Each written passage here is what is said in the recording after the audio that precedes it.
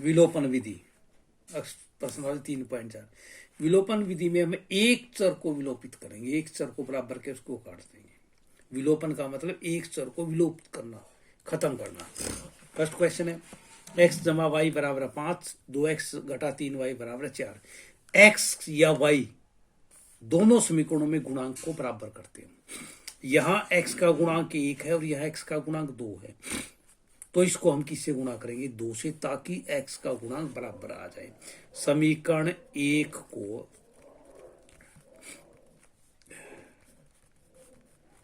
2 से गुणा करने पर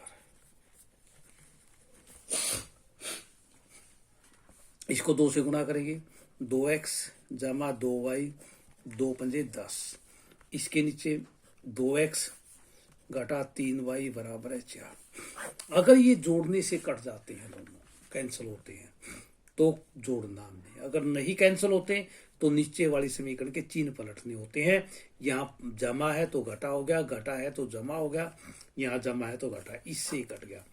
दोनों जमा के 3 और 2 5y, 10 में से 4 गए 6, y का मान 6/5। y का मान या तो समीकरण 1 में रख लो या 2 में रख लो। समीकरण 1 में रखने पर हम 1 में रख रहे हैं x, y का मान 6/5 बराबर है 5। x बराबर है 6/5 को उस तरफ ले जाएंगे हम। 5 LCM आ गया, 5 की 5 से गुणा करेंगे 25 - 6 19/5। दूसरा क्वेश्चन 3x जमा 4y बराबर 10 और 2x घटा 2y बराबर, पहले तो बराबर से अच्छा संख्या बराबर से दूसरी तरफ होनी चाहिए, बाकी वेरिएबल जो चर हैं वो एक तरफ होनी चाहिए। यहाँ 3 है और यहाँ 2 है।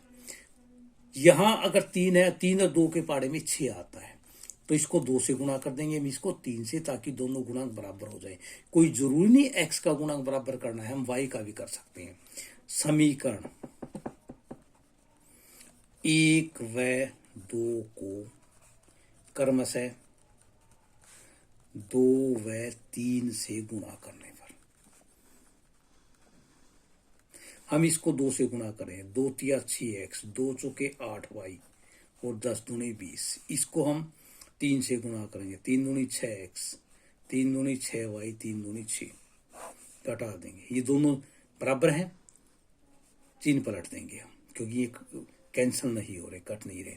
माइनस प्लस माइनस, 8 और 6 14y, 20 में से 6 गई 14, तो y का मान 14/14, ये 1 आ गया। y का मान समीकरण 1 में रखने पर 3x जमा 4 गुणा y का मान 1 बराबर है 10। 3x जमा 4 बराबर है 10, 3x बराबर है 10 घटा 4 और x का मान 6/3, 3 दूनी 6, तो x का मान 2 और y का मान 2। चौथा भाग लघुत्तम लेंगे हम इसका 6। 2 तिया 6, 3 एकम 3x, 3 दूनी 6, 2 दूनी 4y, 6 एकम 6, ये समीकरण 1। इसका एलसीएम भी 3 आएगा लघुत्तम समापवर्तक। 3x 3 एकम 3y, 3 तिया 9। अगर ध्यान से देखो, इसमें x का गुणांक 3 है, इसमें भी x का गुणांक 3 है, तो हमें किसी से गुणा करने की आवश्यकता नहीं है। तो हम 3x जमा 4y माइनस 6, 3x घटा y बराबर है 9। घटाने घटा जमा और घटा 5y, 9 और 6 15, y का मान -15/5, 5 दिए 15, y का मान -3। y का मान समीकरण 1 में रखने पर 3x जमा 4 गुणा -3 -6, 3x -12 -6, 3x -6 + 12, 3x 12 में से 6 गई 6 और x का मान 6/3, 3 दूनी 6, x का मान भी 2 और y का मान -3। दूसरे के अपने पास 5 भाग हैं। पहला भाग, यदि हम अंश में 1 जोड़ दें और हर में 1 घटा दें तो भिन्न 1 में बदल जाती है। यदि हर में 1 जोड़ दे तो 1/2 हो जाती है। इस प्रकार का सवाल हमने पिछले वीडियो में किया था, उसमें भी भिन्न का क्वेश्चन था, उसमें प्रतिस्थापन विधि थी और इसमें अपने पास विलोपन विधि है। दूसरा, 5 वर्ष पूर्व नूरी की आयु सोनू की आयु 3 गुनी थी। 5 वर्ष पूर्व थी, तो इसका मतलब नूरी की हम एक्स मान लेंगे या सोनू की हम एक्स मान लें, नूरी की वाई मान लें। 5 दोनों में से घटा के और सोनू की आयु को 3 से गुणा कर देंगे। 10 वर्ष पश्चात नूरी की आयु सोनू की आयु का 2 गुणी है, दोनों में 10 जोड़ जाएगा। नूरी और सोनू की आयु ज्ञात कीजिए। दूसरा बार, 2 अंकों वाली संख्या के अंकों का जोड़ 9 है, उसमें इकाई का अंक और दहाई का अंक लेंगे हम, और संख्या जब हम बढ़ाते हैं दहाई के अंक को 10 से गुणा करके इकाई का अंक जोड़ दिया जाता है। इस संख्या के 9 गुना संख्या के अंकों को पलटने से प्राप्त संख्या के दुगने के बराबर है। संख्या ज्ञात कीजिए। मीना 2000 रुपए निकलवाने के लिए एक बैंक में गई। उसने खजांची से 50 रुपए और 100 रुपए के नोट देने से कहा। ये नहीं पता हमने 50 रुपए के नोट कितने थे, 100 रुपए के कितने थे, लेकिन वो मीना को कुल 25 नोट मिले और ये पूछ रहा है कि वो 50 रुपए के और 100 रुपए के नोटों की संख्या क्या थी। 5वां पाठ, किराए पर पुस्तकें देने वाली किसी पुस्तकालय का के प्रथम 3 दिनों का किराया, नियत किराया 3 दिनों का किराया हम एक्स मान लेंगे तथा उसके बाद का किराया वाई रुपए मान लेंगे। सरिता ने 7 दिनों तक किताब पुस्तक ली, तो 3 दिन का तो एक्स हो गया, बच्चे 4 दिन 4 वाई और रुपये दे दिए उसने 27। सुशी ने 5 दिन रखी, 3 दिन के एक्स हो गए, बाकी बच के 2 दिन, 2 दिन के 2 वाई और रुपये कितने दे दिए 21। माना नूरी की वर्तमान आयु एक्स वर्ष और सोनू की वर्तमान आयु वाई वर्ष। 5 वर्ष पूर्व, 5 वर्ष पूर्व 5 घट जाएगा, नूरी की एक्स घटा 5 हो जाएगी और सोनू की वाई घटा 5। सोनू की आयु का 3 गुणी थी, हम सोनू की आयु को 3 से गुणा कर देंगे। एक्स घटा 5, 3 वाई घटा 15, वाई को उस तरफ 5 को उस तरफ ले जाएंगे, एक्स 3 वाई को इस तरफ ले आएंगे, बराबर है घटा 15 जमा 5, एक्स घटा 3 वाई बराबर है -10। 10 वर्ष बाद या पश्चात, 10 वर्ष पश्चात नूरी की आयु हो जाएगी एक्स जमा 10, सोनू की हो जाएगी वाई जमा 10। 10 वर्ष पश्चात नूरी की आयु सोनू का दुगुनी थी, हम सोनू की आयु को 2 से गुणा कर देंगे। एक्स जमा 10, 2 से गुणा 2 वाई जमा 20, 2 वाई को इस तरफ ले आएंगे, एक्स घटा 2 वाई 20 घटा 10, एक्स घटा 2 वाई बराबर है 10। अगर ध्यान से देखो, यहाँ एक्स का गुणांक 1 है, यहाँ भी एक्स का गुणांक 1, हमने गुणा करने की आवश्यकता नहीं है, गुणांक पहले ही बराबर हैं, सिर्फ घटाने से काम चल जाए। घटा जमा और जमा, 3 में से 2 गए 1, वाई बराबर 10 और 2 20। वाई का मान समीकरण 1 में रखने पर, समीकरण 1 में एक्स घटा 3, वाई का मान 20 है, बराबर है -10, एक्स 20 या 60, एक्स बराबर है -10 जमा 60, ये हो गया 50। तो इसका मतलब हमने एक्स क्या माना था, नूरी की आयु, नूरी की वर्तमान आयु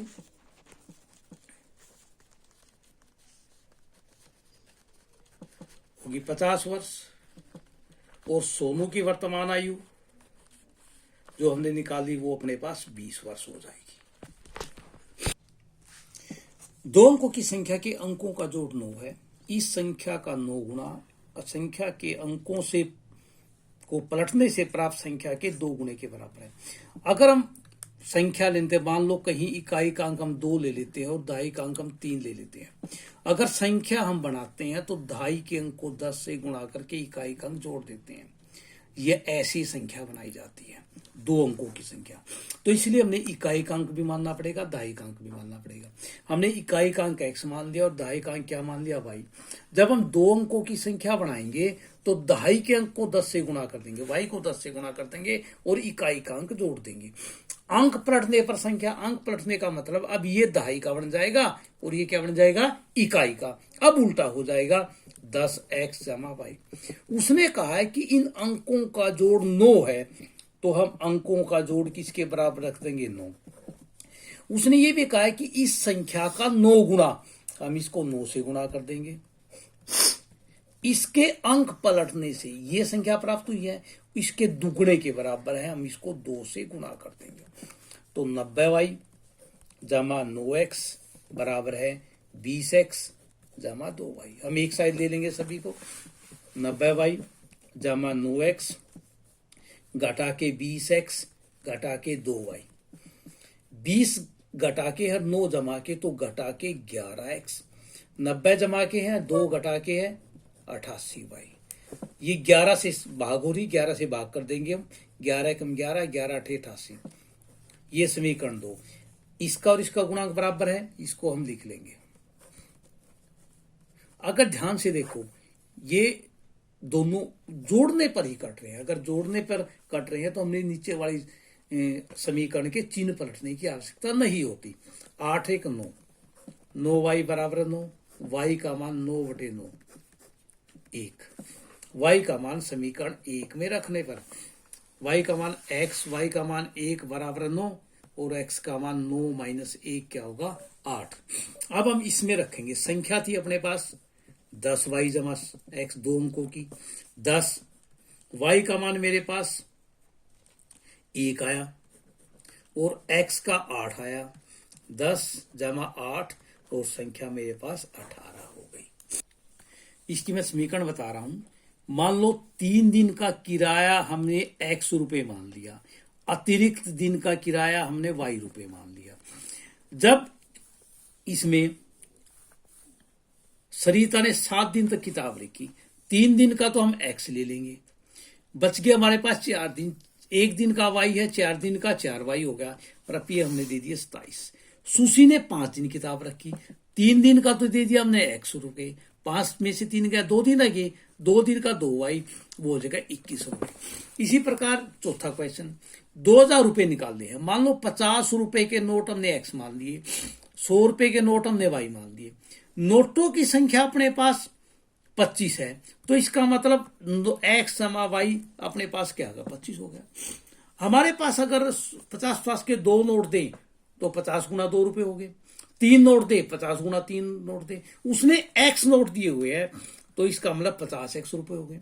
100 के y नोट दिए हुए हैं तो इसका मतलब 100y रुपए होगी। और रुपये अपने पास 2000। 2 समीकरण ये होगी। इनसे को भी विलोपन विधि से हल कर सकते हैं और इनको भी विलोपन विधि से।